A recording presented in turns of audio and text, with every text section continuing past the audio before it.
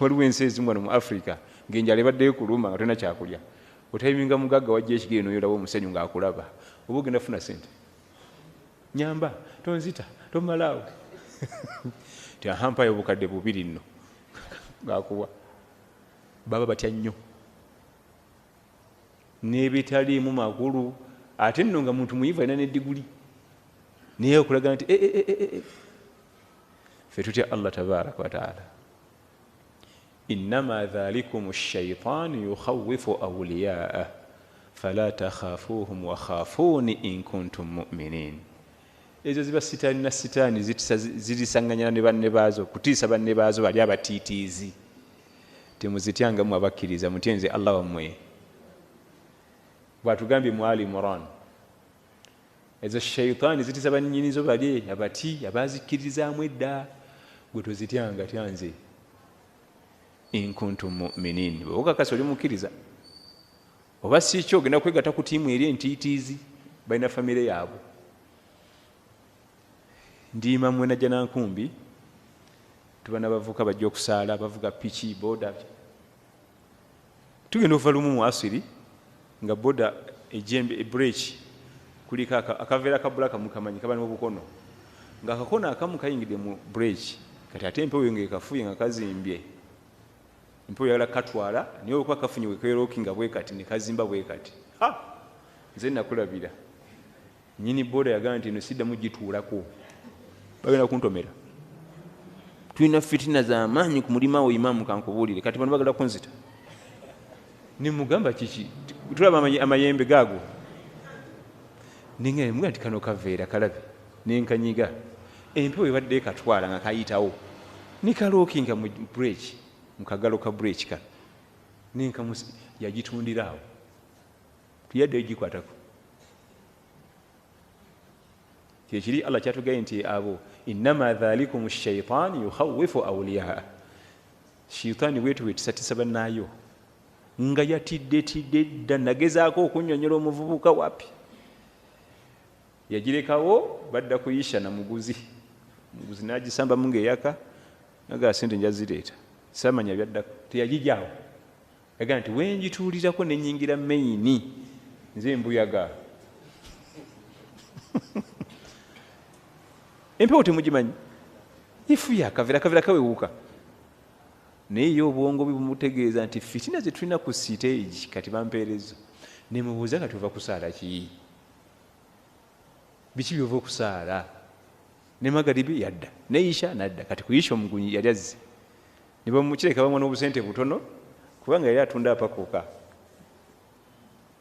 ebyo tobikkirizanga mwana wange fe obulamu bwaffe abwinanye Allah tabaraka wataala si lubaale ekitonde ekinafu nga ggwe nakyo kitonde butonde kinafu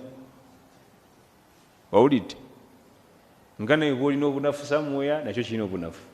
otyanga Allah w'amaanyi bino ebirala biveeko. Barakallahu fikum wa jazakumullahu khair. Waliyo enzikiriza egamba nti omuntu azaala omusota bino ebirala biveeko. Barakallahu fikum wa jazakumullahu khair. Waliyo nyanja engo era olusimba mu kuziika ne wajja omusota nti temukuba nakato aze kuziika babiri ng'omuwala yafudde bambi yategedde mbu munaafudde ajja aziike ebyo mbirabyeko mu kufirwa kungi ne wajja essota eddene terikoonwako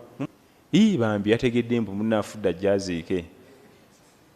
ebyo mbirabyeko mu kufirwa kungi ne wajja essota eddene terikoonwako bambi yategedde mbu munaafudde ajja aziike muguwa amagi aze kuziika mulongo munne. Ekigambo ekyo kirudde mu ggwanga wano waffe nga kitambula era kisaasaana. Nze ne bannange abamu twawalirizibwa okukola research ne tukiwa obudde ne tukola research mu bifo 3. Twasooka ne tugenda mu malwaliro amakulu mu ggwanga ng'Emulago, Ensambya, amalwaliro agaludde mu field ne tusinkana abakyala abakulu mu myaka nga 3 nga azazisa bakyala. Wali ozazisiza ku mukyalo olunaku lumu n'azaala obengo n'omuntu oba n'omusota nti sikirabangako natandika okuzaaza wano mu gwamiini nakati naye sikirabangako ekyo. Eddwaliro limu ne tusinkana abantu ab'enjawulo betusuubira nti basula tulimba ne tugenda mu ddala neddala ne tuvayo ne tugenda mu bamulerwa be bazaazisa abakyala mu nkola eya magezi maganda bo yaba teyasoma taba medical doctor. Tugenda mu bamulerwa be bazaazisa abakyala mu nkola eya magezi maganda bo yaba teyasoma taba ne baba balina obukugu era bazaazisa bulungi abantu. Ne Amina bwe yali azaala Nabi Muhammad sallallahu alaihi wasallam mulerwa ye yamuzaazisa bamitanga Thuwaiba bamitanga Ummu Ayman radhiyallahu anha. Ummu Ayman yazaazisa Amina ng'azaala Nabi Muhammad sallallahu alaihi wasallam yali magezi mawarabu kigayinza kuba magezi maganda nga mukazi muwarabu amakulu amagezi agatali masome nitugenda mbamulerwa nabo ne batuwa ansa ye muti ti omuntu azaala omwana nengo tukirabangako zizaziza okuna bakazi kugira bamala ku kyalo nisikirabangako nitugenda mbasamize bo ne batuwa ekituufu ti wano bibaawo naye twagenda okimaliriza ne batubuulira nti sheitaani yekiwunda nemulaga nti azadde omwana n'omusota oba nengo so si nti abavuddemu ye muli era abazaala ebyo tebagenda na malwaliro babizaalireyo mu lubaale waabwe tebagendayo malwaliro kubanga oweddwaliro tayagala komedi oyo naye bali sheitaani zibalimba nti ozadde omwana neki so si nti engebe efutuse muki sheitaani zezibazanyirako azadde omwana n'omusota era bo tebazaalira malwaliro bazalira eri already wajjajja yennyini oli muzukulu ayo we batya babazalira kigegese bulungi research ze twakola twajjayo ekyo azadde omwana n'omugga mayanja bazaala muzaale drama oyo drama kiba kitegeeza singa omuntu azaala omwana nengo kiba kitegeeza nengo ku ttale esobola okuzaala engo n'omwana omuntu ekitasoboka singa ffe tusobola okukikola kitegeeza n'ebiri bisobola okukikola oba omusota ne guzaala ebiri nga kuliko omuntu n'omusota ebyo amashayatin tuli ffenna sa Allah tabaraka wataala bitukingirize kubanga bivamu abo babikkiririzaamu sheitaani ne balimbiralimbiraawo wazayyana lahum ash-shaytaanu a'maalahum fasaddahum ani s-sabiili fahum la yahtadun. Sheitaani bwetu bawundirawundira ne basiigirasiigira ebifaananyi ne babitwala ne bava mu layini era kiba kizibu okulungama. Kyova owulira nti temukuba nakato temumukwatako weyaze kuziika babiri yategedde nti munne yafudde najja esotadde ne bwe riti abaziisi ne balyoka bawuna emiwabo kubanga tosobola kutuulawo jamaani esotadde ne bwe ti tuli wano mu makungubaga g'omugenzi sota liri awo oba muzira naye nze okunzizamu oyo drama mba sikyaziise nva obuvi ani gwoteeka mu drama twaze kuzika mbu omusota guli walina guguze kuzika mba nagenze dda ja kuzanyira ku balala sinze. Naam, byonna tubiwulidde toddanga ewange buli wojja omwana ekiragwa emusimbu nagira nanka nojja neddogo naki todda wano ate obusiraamu tukubiriza okugatta oluki oluganda kale tonalukutula sikwagala mu lujja lwange tondetera birabo byo. Ate Allah tugamba nti walladhina yasiluuna ma amara Allahu bihi an yusala wa yakhshawna rabbahum wa yakhafuna su'a alhisab. Nabo abayunga olwo luganda Allah lyatulagira okuyunga ayogera ku bayunga nga basuuta ekisookera ddala oluganda bayunga luyunge kubanga lukutuka buli kaseera ekyo kimu. Ekyokubiri bw'obangayo ne muganda we yenna nga mukwatagana nze nekwatagana ne Ibula tulyoke era nze gyendaga oyo ate kati alyoka wayunge tewakutuse oli akugoba gy'olina okulwana kubanga olwedde wali okutuse tojanga wano awo ate tovaawo ziguni nakugoba wano ndetera ebisiraani nondetera nankani amajadu awo wakutuse we tulina okuyunga ennyo. Bw'olabanga ng'olinayo oluganda lw'omuyombe temukwatagana watugamba awo toddanga wano ondoga enkya bwokeera nja kukutema ejjambiya wallahi ntema panziike baliga nti muganda yamutema nzuno kubanga shaitaani besankalanya lukutukire eddala kati ate mwe babiri bumukutuka n'abaana bagenze kutuka n'abazzukulu ani yagamba okulagana n'abantu b'ennyumba eyo kitaffe yatuuka n'okufa nga takolagana na taata waabwe kati ate gwe okimayo ki obujulizi abataata kati gwe yungawo kitaffe twakulajja mu lujja luno bakitaffe baali bamukwano batuuka n'okufa bamukwano kati bwongoba oti naye kazitaga nti ogendayo okimayo ki nga n'ekitaffe yafa takolagana taata waabwe abanga asomye aya Quran eyaka ku Nabi Muhammad sallallahu alaihi wasallama era babuulira mu lutuulo olwo bavaawo n'ekigambo eki kitaffe yetakolagana naabo naffe tubavuddeko kye bayita okuyunga oluganda ono gwe mufunye naye obutakkaanya oyo gyosookera kubanga oli ibula olede mwayungawo dda wali okke so sinzawo bonna nabavaako nze nasigaza ibula mu famire era gyentwala ebirabo gyenkyala oyo ali okke tewakutukanga bali abagoba mu maka gaabwe tulina okulwana waga nti omuguwa gugwo guyunge nga tegunnakutuka tobabuuza nyungebwa sibe guli kwata omuguwa ogwo guyunge babuuze wa wemba nyunga seba wakutuze naye bagukuleetera nga gutusemu PCB naga nti obuyunge era osiba busibi bwoti kubanga oba okiraba awo wenyini tetuvaawo tujja n'amajjaddu wano nti sina buzibu sigalina naye nja kujja ebyo ezo ŋŋambo z'abantu tebatwawula tuli ba Luganda obusera mubukubiza okuyunga Oluganda mujjukize tuli fenna owooluganda lwo yenna buli woba nga tokolagana naye ate eyo Allah gwalagira okuyunga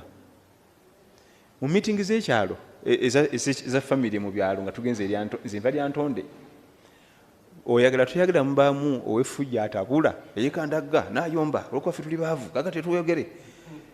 kati awo mbaga naye lwaki tumujjanga mu mitingi zaffe kiri haramu ate oyo takwatwako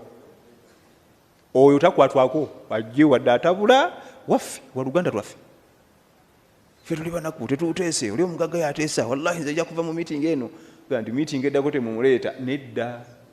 gwe tusooka okukubira essimu abeerewo anti olutandisa okutula kacyankalanye yoyo waffe tunamugabira famire endala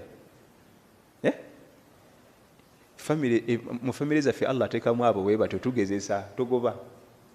ayinza ovuma avuma olukiiko lwonna n'alumalawo kyokka nga mumugulya n'emmere gy'alya n'abaana be mubaweerera tewali buzibu ye waffe mumuleka bavume so sikati juzi yavuma n'omukulu w'ekika n'amukakkanya mu bantu kati muzza bwaki akomewo tetuna gye tumugobera wa famire yaffe abo Allah abatuteeramu n'atugezesa nabo aliwo batunayunga Oluganda temumugobanga baba beekandagga kyokka ate baba tebalina wadde Simoni naye nga ssebo akyankalanya olukiiko nga babiliyoni batudde awo n'abagoya mwenna n'abasirisa tebijja kukola wano nsijja kukkiriza kikulu ffe timwagala tuteese olwokuba tulina ssente abasente bokka bebateesa kyokka nga teryamuganye kuteesa abo be baffe nva ku nsonga y'okuyunga Oluganda ekimu ku bintu eby'omutawaana bye tutamanyi ekimu ku bintu by'omutawaana bye tuyisaako amaaso muzimu ku nsonga ezikufuula feriya mu nsi muno eyasoose twagyogedde bandoga kasi todda mu bandoga khalas tolina kyojja kukola buli kasente koofuna kagenda kujajja buli kasente koofuna kagenda wa tolina nagula poloti then ekirala ebifuula omwana adamu okubeera feriya kukutula Luganda kukutula Luganda baganda bo bagobye waka mulikuba wasa omukyala tabagalawo temujjanga wano munkubiranga simu ne bawereza sente ne muzitwalira maama oyo yennyini akugobeseza baganda bo olugira nga omusajja amukubbako watugobe waka n'omukazi naye akodduseeko kati osigadde mu bbanga omukazi takugobesanga abantu be waka kubanga enkyakuddukaku n'afuna omwami omulala watugoba ate naye agenze tosigadde mu Stenson ekivaamu ibula wallahi jangu ibula muganda wange oli muganda wange naye mwangu be wakane munnowo genda obere ne munnowo nti ate ne yanziruseeko yafunye omusajja kankati mugende gwe nnyaba bo tebabakwatako mu shali yaabo ogwo musaayi gwange oba waliwo kibashamiza be baffe tunakitereereza muno tuli fenna okukutula oluganda nga bwe mbaga nti tuli basajja bakulu tulabye ku bintu nalabako omwami omu nga akutula oluganda yaganda bakadde be baavu biki nafuna famire engagga neyemifikisinga eyo bebamuzaala naye nga talina kyayinza kukola musajja wattu buli kyakula tekiyitamu buli kyakula tekigguka tuli fenna nabbi sallallahu alaihi wasallama yenanyini agriculture ataalimako n'olunaku n'olwo era tulina omulyango omulamba ogwogera mu agriculture ali mu nsi y'amalungu nanjazi teyalimako naye abasoma agriculture mu universities ne mu secondaries nawa nabbi sallallahu alaihi wasallam ye kabaka w'okusomesa agriculture nam era tuyita baabu almusaqat walmuzara omulyango gwe baguyita baabu almusaqat walmuzara ekimu kubiraga nti oli teyali muntu wa bulijjo annyonnyola ebyokulima nga teyalimako n'olunaku n'olwo era bweka kutanda n'ova ku byayigiriza mu kulima oba ogenda kukola haramu sallallahu alaihi wasallam tewaliyo course n'emu ku university awo esomesebwa nga nabbi sallallahu alaihi wasallama teyali mukugu waayo mass communication tirenza kwenkana nabbi sallallahu alaihi wasallam taliyo kati nogenda mulo eyo yonna yagyesigaliza medicine public administration human resource kati genda mu military era kyolaffe ebya military tubyogera kubanga nga bwe tuli wano ffenna batutwalirawo abantu baffe tebaddayo natulaba nga oyogedde ku military ya nabi Muhammad sallallahu alaihi wasallam tuli ffenna okujjako bikoosi ebyobuseegu abaana beyambula abawala bebukire abantu mu bbanga ebyo bikoosi byabwe obuseegu nabbi tayinza kudda mu buseegu ebintu ebyomugaso ebintu ebyaki ebyomugaso tewaliyo koosi neegi eri ku university nga temulimu aya wadde hadisi wabinanga sheekh eyo nga tugaa nti gwembulirayo koosi emu gyewanyi ku university nze nkuwe aya oba hadithi nga sivudde wano eri musajja mugezi nnyo nga tosobola kujogera ntakubulira ate agenda ogikonako nga nayo ayo ogimanyi tuli ffenna kati mu byagulikalikya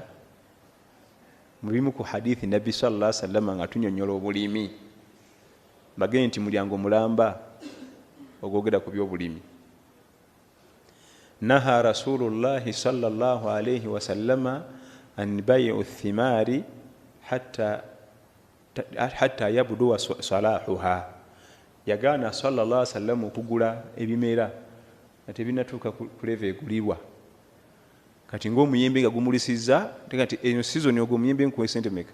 omuti gwonna mami miliyoni 3 nosasula yakigaana emmwanyi zimulisizza zimpa sente season yonna ngikuguze lwaki wayinza okuba wali azamanya munne guyinza okugenda okubala nga sente wampa ntono oba guyinza okugenda okubala nga nakuwa nnyingi naga muliyinde paka teri guyinza okugandiza season yonna ngiguze eruwa eyinza okubimulisiza ebimulinga byamaanyi enkuba ya muzira n'ebikuba byonna nebiwa ku ttaka nze wansasudde edda sente zange kati nsimanyi omusiri gwa muwogo gwonna ogwo ngugusiza mpamu miliyoni 30 muwogo ali mutaka manyi waliwo yatabala kuliko okuli omunwa ogumu kuliko esatu kuliko ekimuganyisa kyekiriwa wabawo obulyazamanya kwomu kiba kizibu nnyo okuba nti sente zewampadde zeezo zennyini munaagenda okumala okungula nga kuliko eyabbye munne era mumaliriza akasajja ku mutima kakoze eki waliwo obuzibu seeka yagawo naasinga okutawanya ono era ndowooza omulaba aliwa sumani yasinga okutawanya nga tumaliriza nabbi sallallahu alaihi wasallam yalinga atuyigiriza okwesamba obulyaza amaanyi. Nze njagala oŋŋambe nti omuyembe ogwo sizoni nguguze mumalirize nga sente zadde ntuufu tekisoboka kuba akagenda ofiirwa. Ya imma onajja kumera akasajja ku mutima ng'ofunye emiyembe mingi nnyo yadde abaze kitono. Kale emiyembe gyange gyonna gigenze bwe gityo sente yampadde ntono. Oba okumaliriza nti sente zange namuwadde nnyingi eno sizoni nti yabaze. Tuli ffenna kati ekyo tekikkirizibwa nti emmwanyi sizoni etuuse bimuli bigize jangu otuwe sente wano bajja teekamu sayansi mungi bla bla bla bla ya imma onajja kumera bla bla bla bla bla nedda oba bulyaza amaanya okujjako nga waliwo bino wammanga tukola bizinensi nga tulina sente. Tuli ffenna tukola bizinensi nga tulina sente. Oyinza okuba nga wemmwanyi ogenda mumugulako katugeme miliyoni emu naye nga bwemwayi mitwalo 3 gimuyambeko mu nnimiro bwe munaaba mugula ojja ssala kuli. Ekyo kikirizibwa so si nti nze wonna sizoni njiguze bwe bisala osukkirizibwa okugamba nti kankuweko ngenda gula miliyoni emu naye 3 gano gakuyambeko okukola n'abakozi bo tayimu eneetuuka nga tubalaŋŋana so nga tayimu eyinza n'okutuuka nga n3 ago balina gazabuza nga sizoni yafa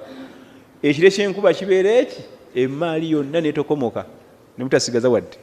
ekire ki oba perekete wakasana najja nayo kyebimuli byonna. Ekibuzo ekisembayo tusaale